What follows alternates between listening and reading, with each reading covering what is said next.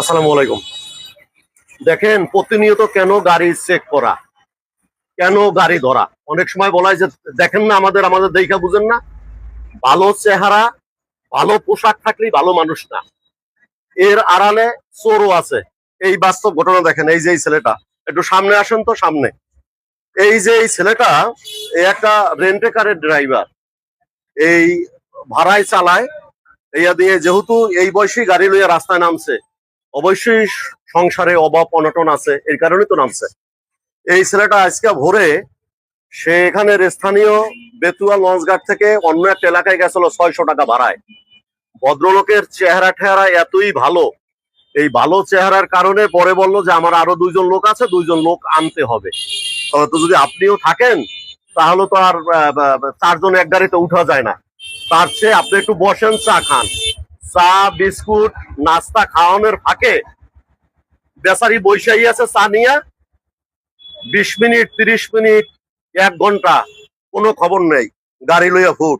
তারে এখন আসে দৌড়াইয়া আমার কাছে, এখন আমার কাছে আসছে গাড়ি দিয়ে 1 ঘন্টা পর।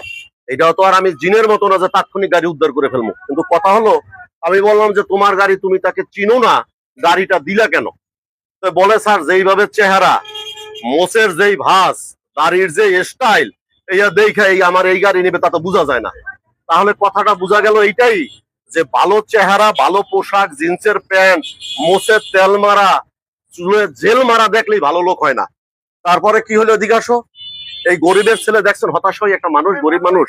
তো এখান থেকে 2বার যাওয়ার পরে লাস্ট তুমি কতক্ষণ বসে ছিলা? 2-3 ঘন্টা। 2-3 ঘন্টা। তাই তুমি যারে চিনো না তারে কেন গাড়ি দিলা?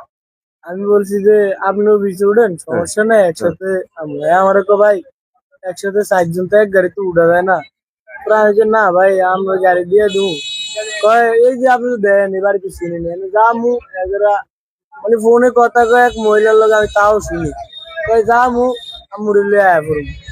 এখন কথা হইলো এইটা যে আসলে এই যে রাস্তায় চেক ব্যাক করা হয়, ট্রাফিক অফিসাররা, ট্রাফিক পুলিশ যে রাস্তায় চেক ব্যাক করে, তখন অনেক সময় কথা হয় যে দেখেন না, বাসায় রেখেছি, কাগজ রাখেছি, এই সমস্যা এই সমস্যা। কাগজটা রাখার কারণ হলো এইটা, যে একজনের গাড়ি চুরি করে নিয়ে যাইতে পারে, কিন্তু তার গাড়ির কাগজটা সহ নিতে পারে না, যে কাগজটা সাথে থাকে, সেই জন্য গাড়ি ধরা হয়। এখন তো এই যে একটা গাড়ি নিয়ে গেছে, হয়তো বা 1.5 লক্ষ 2 লক্ষ টাকার একটা গাড়ি, বা তার চেয়ে কম হোক বেশি হোক, কিন্তু এইটা দিয়ে তো সংসার পরিচালনা করতো।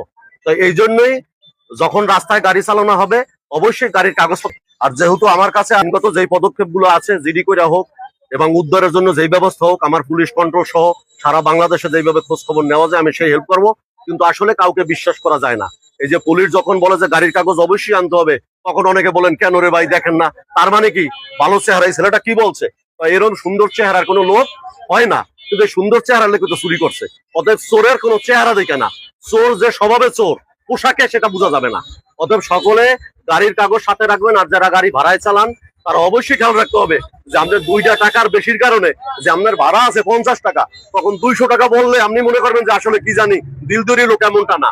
চোরেরা এইরকমই দিলদরিয়ে থাকে। চোরেরা মানেই চা খাওয়াবে, চোর মানেই কফি খাওয়াবে, আর সুযোগ পাইলে গাড়ি নেবে। সকলকে ধন্যবাদ।